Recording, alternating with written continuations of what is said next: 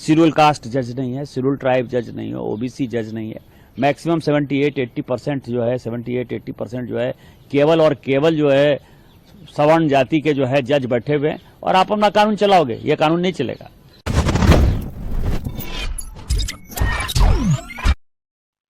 भारत सभी वर्णों से मिलकर बना है, तो सभी वर्णों का प्रतिनिधित्व होना जरूरी है। सभी वर्णों का प्रतिनिधित्व होना जरूरी है। अगर किसी का भी संख्या के अनुपात में अगर प्रतिनिधित्व में कमी पाई जाती है, तो उसके साथ भेदभाव अवश्य ही होगा।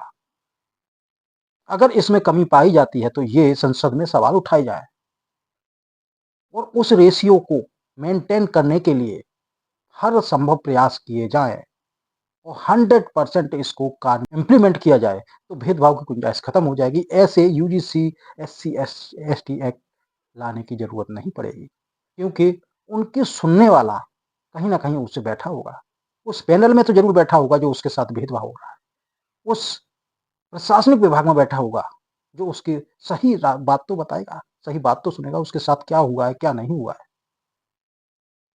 सभी शिक्षण संस्थानों में बैठेगा जो उसको उच्च शिक्षा प्रदान करता हो, उसके अंक ना काटे जाते हो, उसको प्रोत्साहन किया जाता हो। जो जातीय सूचक जाति वर्णवाद के हिसाब से उनके नंग उनको रोकने के लिए उनके अंक काट दिए जाते हैं।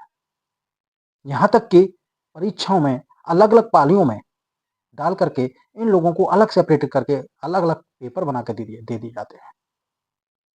साक्षात्कार में ऐसा देखा गया है, साक्षात्कार में हो या फिर प्रशिक्षण में हो, चाहे शारीरिक दक्षता में हो, पहले जनरल के आएंगे, फिर SC के आएंगे, फिर ST के आएंगे, OBC के आएंगे। अलग अलग क्यों? सभी के साथ मिक्सन क्यों नहीं हो सकता?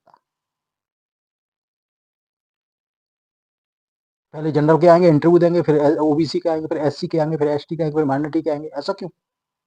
इसको बंद किया जाए, नहीं तो भेदभाव होता ही रहेगा। क्योंकि एक ही तरह के व्यक्ति जब तक पैनल में बैठे रहेंगे, न्याय नहीं दे पाएंगे। एक ही समुदाय के व्यक्ति, एक ही वर्ग के व्यक्ति, एक ही धर्म के व्यक्ति अपने धर्म के लिए, अपने समुदाय के लिए, अपनी जाति के लिए बायस हो सकते हैं। भेदभाव जरूर करेंगे, अपने को श्रेष्ठ बनाने के लिए, अपने व्यक्तियों को लाने के लिए भेदभाव जरूर करेंगे।